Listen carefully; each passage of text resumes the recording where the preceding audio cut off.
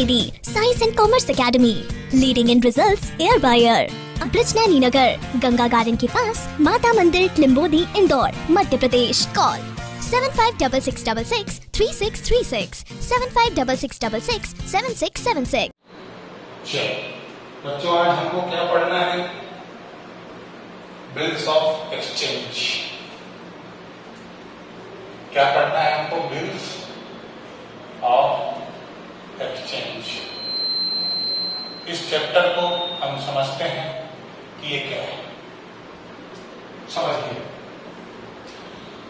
Bills of exchange पहली बात तो एक निगोशिएबल इंस्ट्रूमेंट है. Negotiable instrument. अब निगोशिएबल इंस्ट्रूमेंट का मतलब क्या होता है? निगोशिएबल इंस्ट्रूमेंट का क्या मतलब है? निगोशिएट करने का मतलब होता है बातचीत करना, कोई सौदा करना. ठीक है, बार्गेनिंग करना. इंस्ट्रूमेंट मतलब हो जाए, मतलब ट्रांजैक्शन करने के लिए हथियार. ठीक है, ठीक. अच्छा, इसकी डेफिनेशन में समझाऊंगा, थोड़ा सा माहौल बना लेते हैं. समझ, मतलब पहले रफ लैंग्वेज में, आम भाषा में समझ लेते हैं, फिर इसको हम टेक्निकल लैंग्वेज में समझेंगे. जैसे देखो, ये ए है और ये बी है. ठीक है, और लिखा है कि B purchased goods from A. B ने ए से गुड्स खरीदा. इसका मतलब क्या है? ए ने क्या किया? A sold goods to B. आप ऐसा भी कह सकते हो, आप ऐसा भी कह सकते हो ए ने बी से गुड्स, बी ने ए से गुड्स खरीदा. और आप ऐसा भी कह सकते हो कि ए ने बी को बेचा. यानी ये कुछ कहानी यूं हो गई,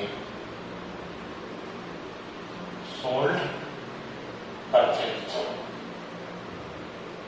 ठीक है. अब जो बंदा बेचता है, अच्छा, ये पूरा ट्रांजैक्शन किस में चल रहा है? क्रेडिट में. पूरा ट्रांजैक्शन किस में चल रहा है? क्रेडिट, यानी कि उधार. पूरा ट्रांजैक्शन क्या चल रहा है? इनने खरीद लिया, उन्हें बेच दिया, पैसे का लेन देन नहीं हुआ, सिर्फ सामान इधर का उधर हो गया, गुड्स इधर का उधर हो गया. बराबर. चल, अब क्या होगा? भाई बेचेंगे तो इनके बीच में सौदा होगा.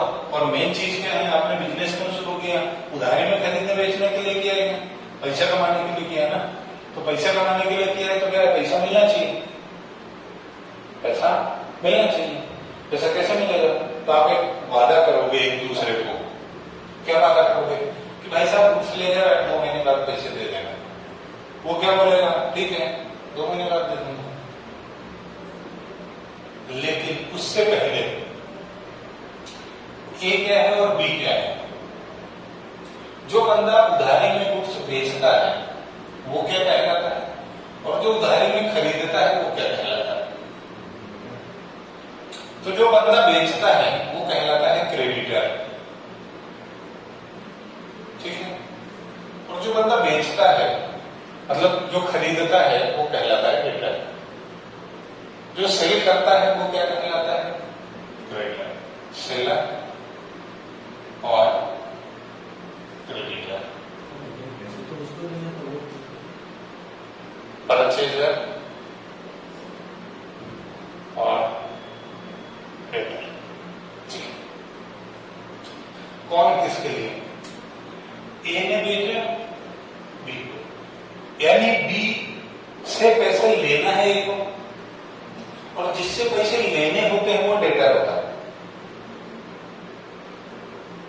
ऐसा समझते हैं तो तुमको समझ में आ जाएगा. मैं हूं, तुम मेरे पास आए, सर पढ़ाओ. ठीक है, पढ़ा देंगे. फीस लोगे सर? हाँ बिल्कुल लेंगे. तो फीस मिलनी किसको है? मुझे. देगा कौन? तुम. तो मेरे लिए तुम क्या हो? डेटर. मुझे जिस भी पर्सन से पैसा लेना है वो मेरे लिए क्या है? डेटर है. लेकिन उस पर्सन के लिए मैं क्या हूं? क्रेडिटर. क्योंकि जिसको हमें देना होता है वो क्रेडिटर होता है. ठीक है, यानी सर आप डेटर हो और स्टूडेंट क्रेडिटर है एक दूसरे के लिए। ठीक है, समझ गए? हाँ, ए ने माल बेचा यानी ए को पैसा लेना है और बी को देना है। जिस बंदे को पैसे देना है वो क्या है? डेटर। और जिस बंदे को लेना है वो क्या है? क्रेडिटर। ये क्लियर है? अच्छे से ध्यान रखना। डन। ए क्या है? क्रेडिटर है और बी क्या है? जिसको देना है, देना है मतलब डी, देना है ना? देना मतलब डी और डी मतलब डेटर। क्लियर? डेटर कौन है, क्रेडिटर कौन है, समझ में आ गया? चलो अब आगे बढ़ते हैं।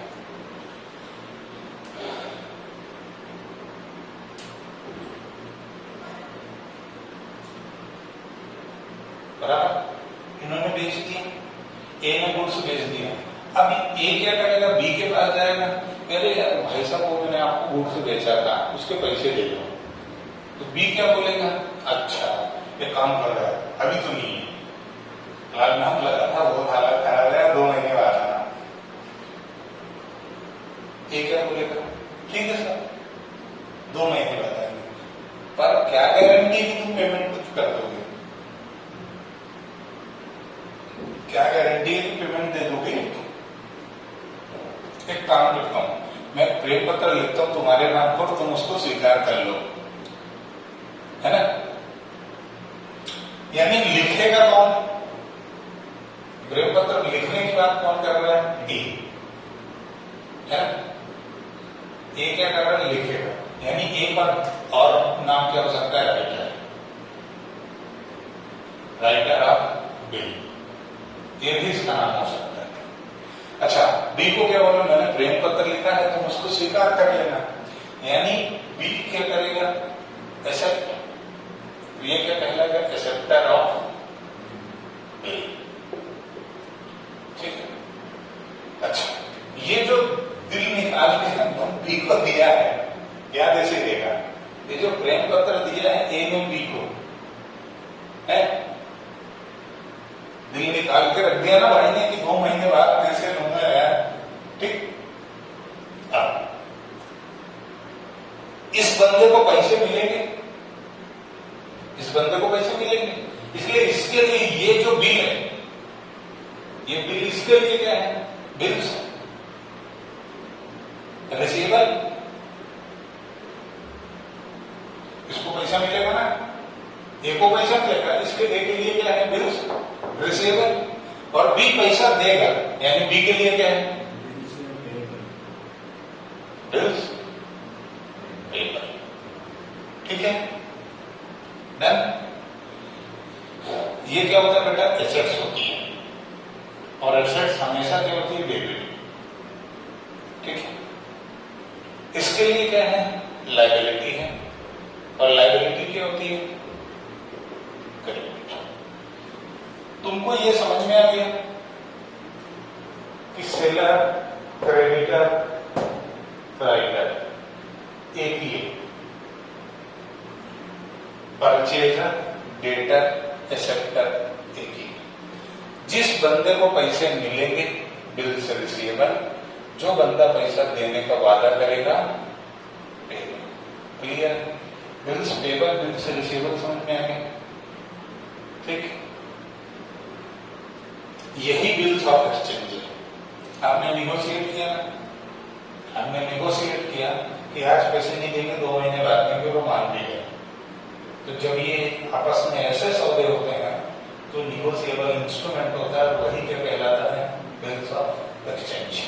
लेकिन ये डेफिनेशन तो हमारे समझने के लिए हो गई। अब हम इसको क्या करते हैं? लीगली क्या है हम उसको समझने की कोशिश करते हैं। प्लीज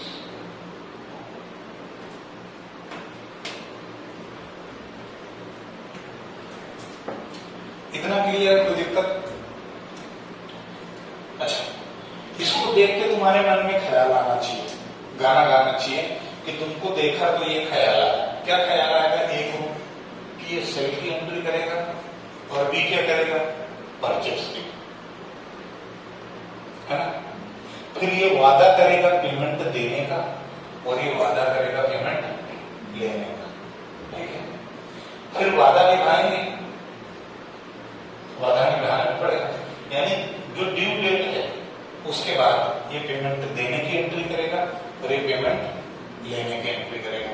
इसका मतलब ये हुआ सर कि एक की बुक में 3 एंट्रियां होंगी, एक बंदे की बुक में कितनी एंट्री होगी?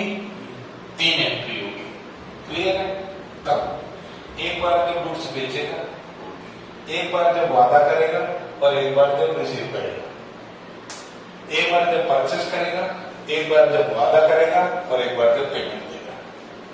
क्लियर है? आगे बढ़ो। अब हम टर्मिनोलॉजी समझते हैं, है ना। इसमें बहुत सारी टर्मिनोलॉजी यूज होगी, उन टर्म्स को समझते हैं फिर आगे बढ़ते हैं।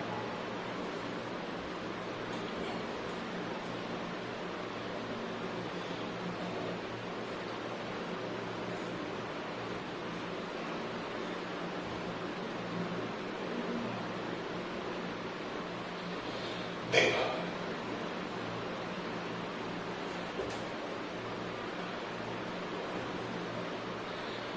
Bills of exchange.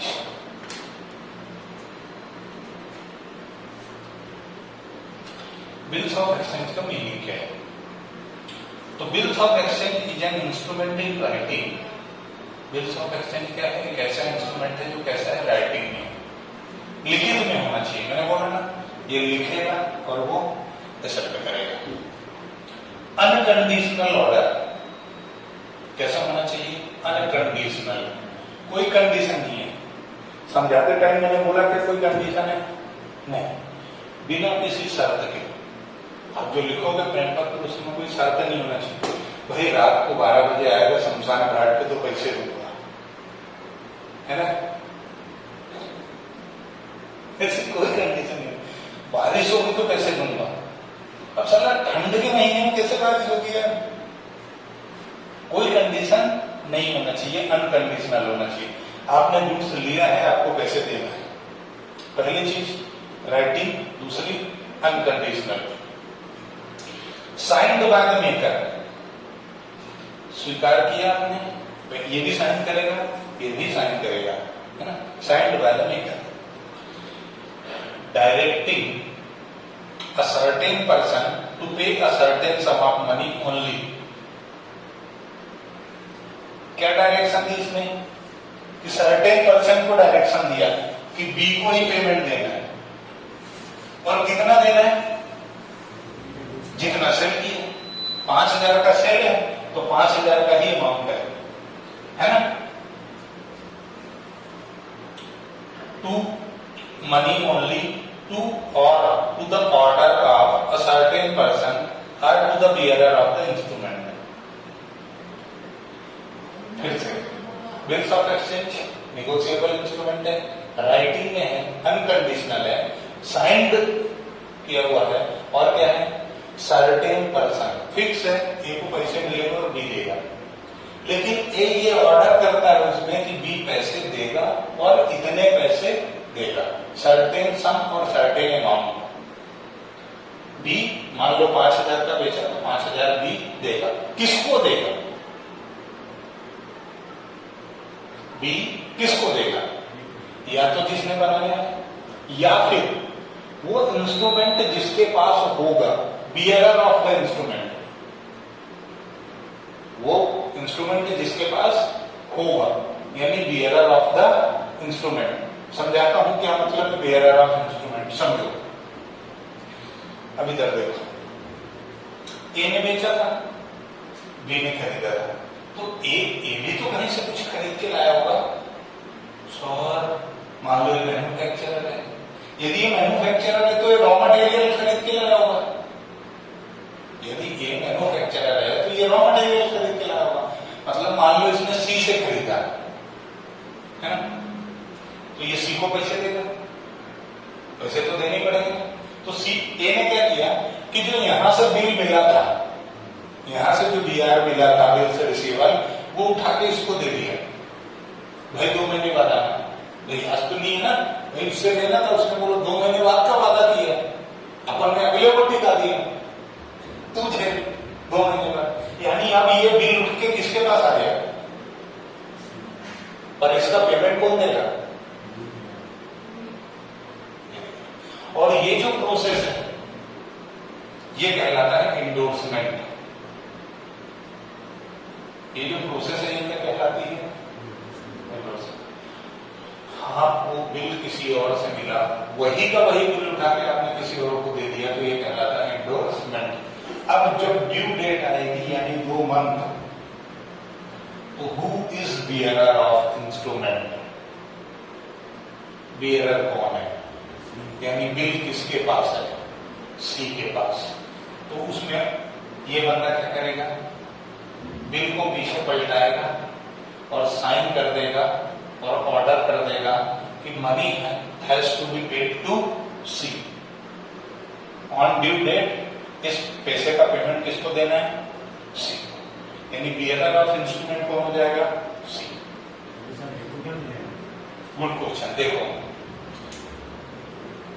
तुम मेरे पास आए, सर पढ़ाओ, ठीक है बेटा पढ़ो, सर फीस तो अभी नहीं दूंगा, 2 महीने बाद दूंगा, ठीक है।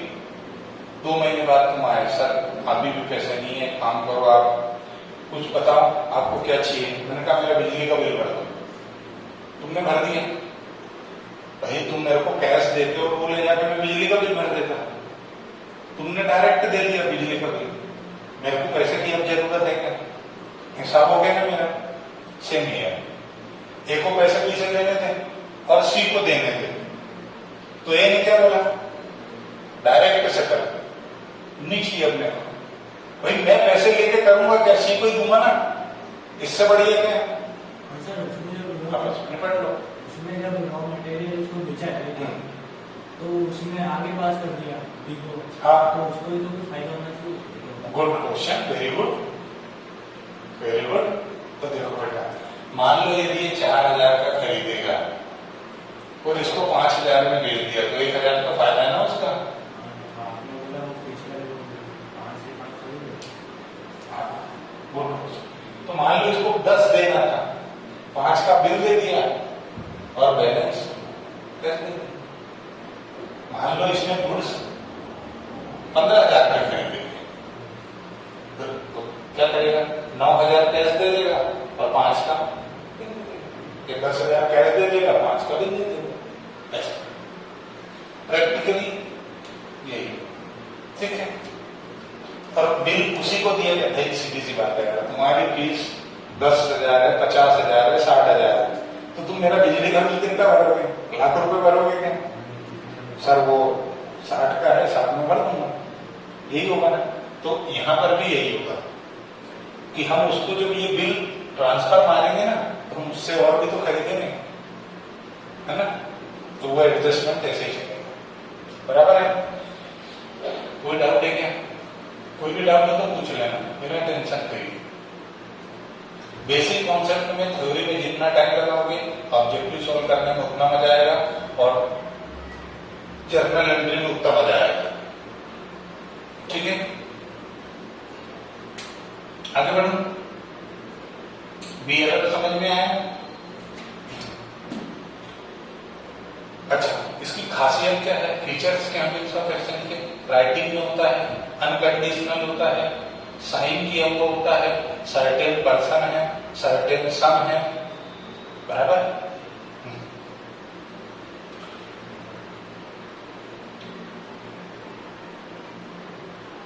अब बिल 2 तरह के होते हैं, एक होता है ट्रेड बिल और एक होता है एकोमोडेशन बिल। ट्रेड बिल का मतलब यह है आपने गुड्स खरीदा और बेचा, उसके बदले आपने बिल्स ऑफ एक्सचेंज दिया, तो ट्रेड बिल है। आपने खरीदा बेचा नहीं, सिर्फ उधार पैसे लिए दिए, तो एकोमोडेशन बिल कहलाता है। खरीदा बेचा नहीं, एक्चुअली आपने उधार पैसा दिया और उसके लिए लिखवा दिया कि मैंने इसको पैसे दिए और ये मेरे को वापस करेगा, तो वो क्या कहलाता है? एकोमोडेशन बिल, ठीक है।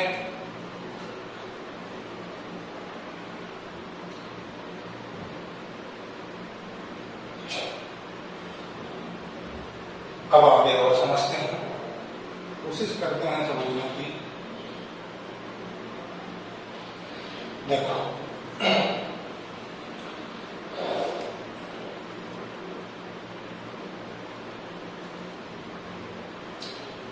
अब एक चीज इधर एक का क्या क्या नाम है?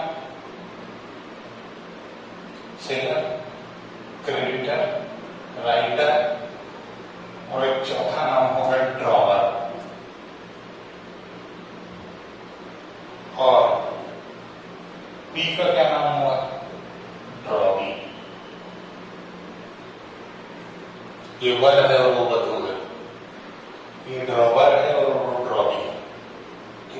यानी जिसको पैसे लेना है, जिसने बिल राइट किया है, लिखा है, वो ड्रॉवर है, ड्रॉवी है इसने बिल, और इसने इसको एक्सेप्ट किया। अच्छा, दूसरे शब्दों में आप इसको क्या बोलोगे? पेयर। और ये क्या हो जाएगा? पे।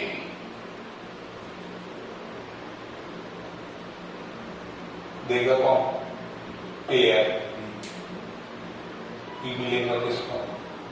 अब मेरा एक क्वेश्चन है, कि क्या पेई सेम हो सकता है? मतलब क्या पेई चेंज हो सकता है? हो सकता है। यदि बिल इंडोर्स हो गया तो पेई बदल जाएगा, लेकिन पेयर ये चेंज नहीं होगा, है ना? पेमेंट किसी को देना है और करेगा और करेगा। ठीक है, बहुत समझते हैं, बहुत अच्छा पढ़ा मुझे, एक बार में समझ में आया है।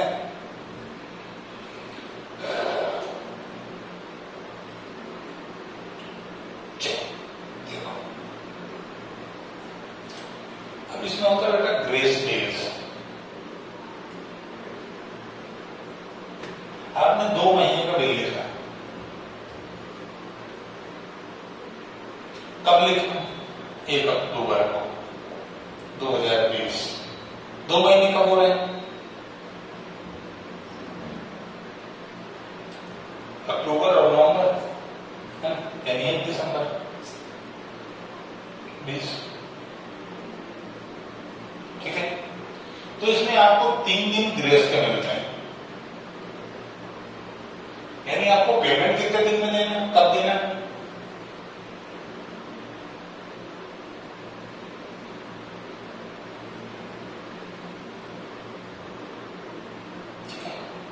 ऑब्जेक्टिव आ सकता है कि ग्रेस ड्यू डेट निकालो। ड्यू डेट, तो ये क्या है? ड्यू डेट है। सर क्वेश्चन में दिया रहेगा क्या? नहीं, ये मन से जोड़ना है, ये फिक्स लॉ में लिखा है। मैं लिखा था निगोशिएबल इंस्ट्रूमेंट, तो निगोशिएबल इंस्ट्रूमेंट एक्ट 1881 इसमें लिखा हुआ है। निगोशिएबल इंस्ट्रूमेंट एक्ट 1881 में लिखा हुआ है कि यदि कोई बिल्स ऑफ एक्सचेंज है तो उसमें 3 दिन ग्रेस के होते हैं। ठीक है, अच्छा सर 4 दिसंबर को देना, संडे का गया तो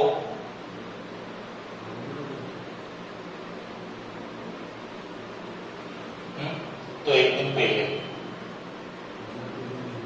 3 तारीख को। अच्छा सर सडन हॉलीडे है, अचानक छुट्टी हो गई तो 1 दिन बाद 5 दिसंबर। सर मान लो किसी की डेट 15 अगस्त को आ गया तो 14 अगस्त पब्लिक हॉलीडे, 14 अगस्त 1 दिन पहले। अचानक आ गई 1 दिन बाद। ठीक है, ड्यू डेट कैलकुलेट यदि करने का बोल रहा है तो पूरे होशो हवस और बिना किसी नशे पत्ती के देखना, अगले दिन छुट्टी तो नहीं है, ये जरूर देख लेना। उसके बाद बीच में लीप ईयर तो नहीं है, क्योंकि लीप ईयर में फरवरी 29 दिन की होती है।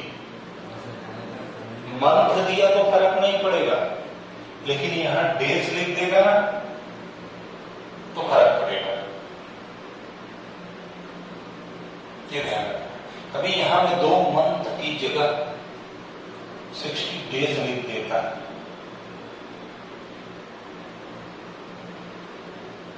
तो अब कहानी कुछ और होती। कैसे?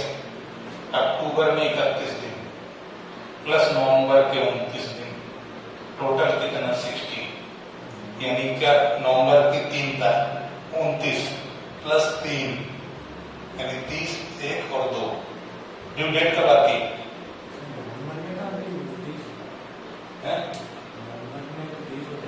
हाँ ना, तो देखो ना, मैंने 2 दिसंबर लिखा ना,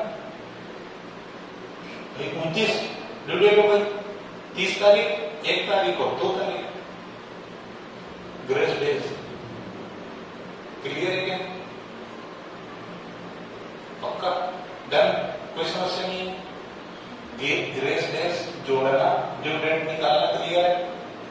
सर 2 दिसंबर को छुट्टी आ गई, तो अगला दिन, ठीक है? सर कोई अपने हिसाब से भी तो ग्रेस दे सकता है? नहीं,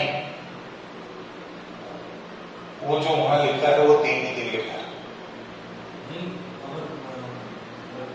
ना इसको कम किया जा सकता, ना तो इसको बढ़ाया जा सकता। 3 मतलब 3।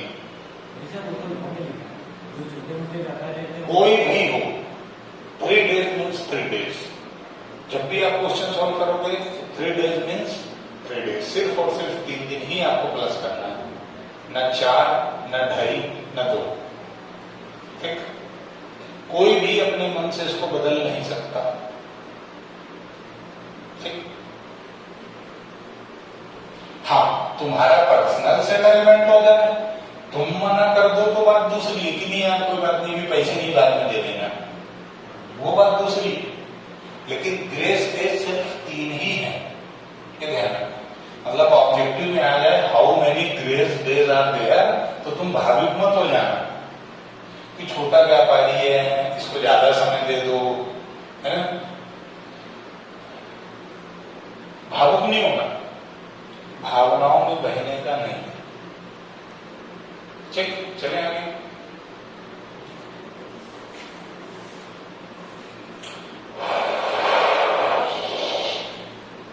तो चलो मेरे को बता,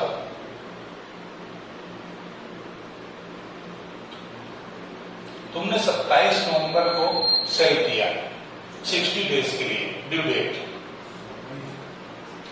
27 नवंबर, ठीक है? बिल मेरे को ड्यू डेट बताओ, 60 डेज का बिल है,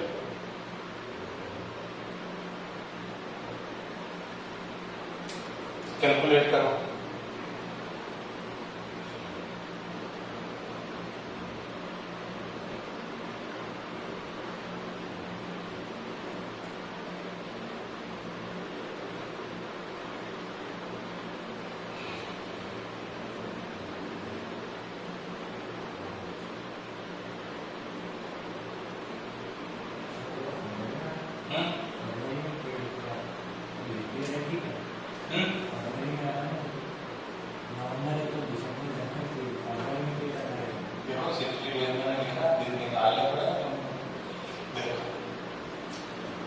नवंबर के कितने दिन? 3 दिन।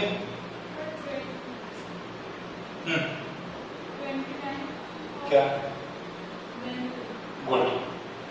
नवंबर के 3 दिन, दिसंबर के 31, टोटल 34 हो गए। मेरे को कितना चाहिए, है ना? बराबर। तो जनवरी के कितने होंगे? 26, है ना? जनवरी यहाँ 34 है, मेरे को 60 चाहिए, तो कितना? 26, बराबर। 26 पब्लिक हॉलीडे, यानी कब देना पड़ेगा? 25 को, यदि ग्रेस डेज नहीं लिए तो, और ग्रेस डेज ले लिए तो इफ नो ग्रेस डेज तो कब आएगा? 25 जनवरी को, ठीक है? क्यों? क्योंकि ये पब्लिक हॉलीडे है, 26 जनवरी पब्लिक हॉलीडे, और पब्लिक हॉलीडे है तो एक दिन पहले, सडन हॉलीडे है तो एक दिन इफ ग्रेस डेज, यदि ग्रेस डेज है तो 26 + 3 29 जनवरी। ठीक है, क्लियर? एक और एग्जाम्पल में क्या, ये एमसीक्यू होने की वजह से ये आने के चांसेस बढ़ जाते हैं। ठीक है, कोई डाउट है क्या? तो बोलो तो एक एग्जाम्पल ले देता हूं। चलो 31 मार्च को सही किया 90 डेज के लिए। अब बता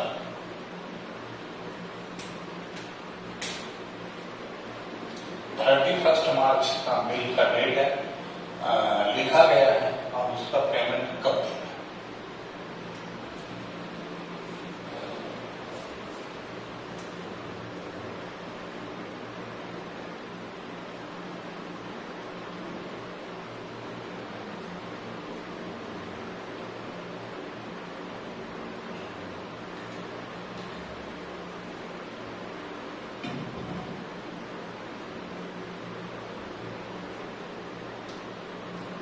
बताओ बताओ, निकाल रहे?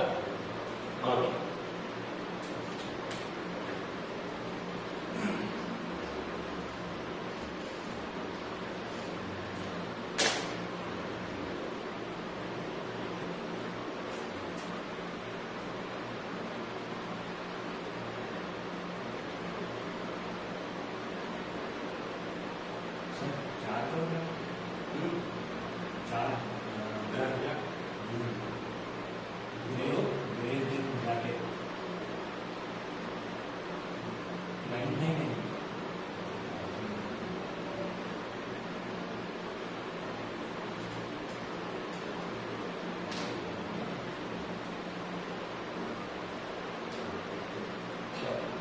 बताओ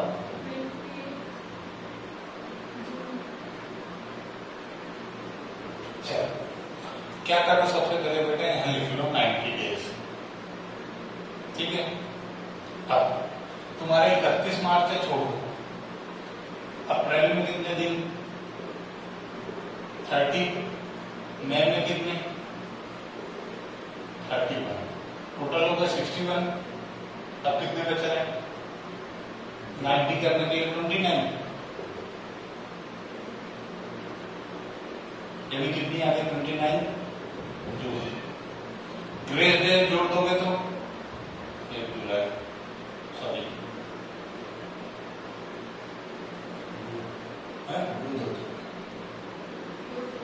ठीक है, और प्रैक्टिस करा, इसके आने के चांसेस हैं बिकॉज ऑफ एमसीक्यू। ऑब्जेक्टिव होने की वजह से ये पूछा जाना लाजमी है। क्लियर? ठीक है,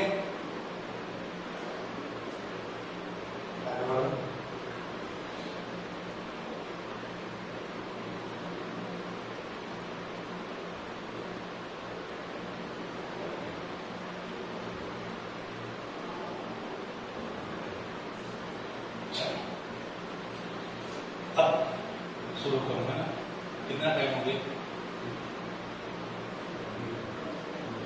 4:45, 15 मिनट और हैं। चलो अब देखो, अब हम इसका काउंटिंग शुरू करते हैं।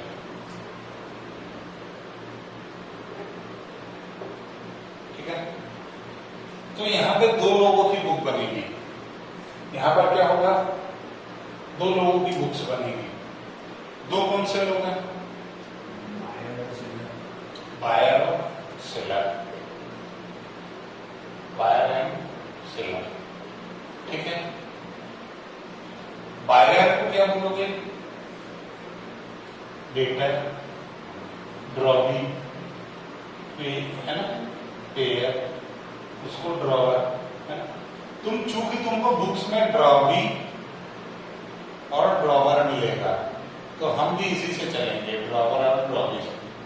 सेलर को हम ड्रॉवर बोलेंगे और परचेजर को हम ड्रॉवी बोलेंगे, बराबर? मीटिंग हो जाती है तो जान बाबू ऐसा नहीं बोलते हैं, नौकरी में खाना खाया, तो इसके भी बहुत सारे नाम है, और वो सारे नाम याद रखना। एग्जाम में वो तुमको कैसे भी दे सकता है, याद रखने के लिए थोड़ा बहुत फटाफट सब बोलना पड़ेगा, थोड़े बहुत, ज्यादा नहीं, लिमिट क्रॉस नहीं होना, बराबर है। तो ये ध्यान रखना, वो बाबू वाली कहानी है ना, खाना खाना खाया तो नहीं खाया, तो वो ध्यान रखना। ड्रॉवर और drawing, pair, paying, writer, acceptor, वो कुछ भी बोल सकता है। किसी भी नाम से बोल सकते हो ना, इसीलिए तो एग्जाम्पल लिया ताकि तुमको याद रह जाए, बराबर। सर हमारे साथ ऐसा कुछ ही नहीं है, इसलिए कोई बात नहीं है, जीवन में कभी न कभी तो स्ट्रेस से गुजरना ही पड़ता है, आज नहीं तो कल, है ना। चलो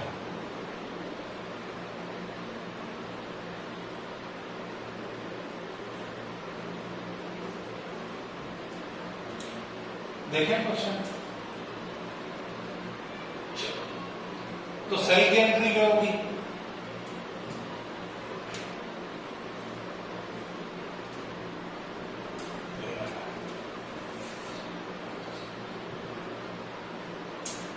मेरे को एक चैप्टर और पढ़ाना है, जीएसटी, कल कराएंगे। चलो मैं इसको आज इसमें यही खत्म करेंगे, है ना। नेक्स्ट क्लास से फिर हम इसकी जर्नल एंट्री सीखेंगे कंप्लीट में, बराबर है। इससे पहले हम लोग जीएसटी बनाएंगे। हाँ चलो, बहुत बहुत धन्यवाद बच्चों आपका, आपने खूब मुझे समय दिया, इसके लिए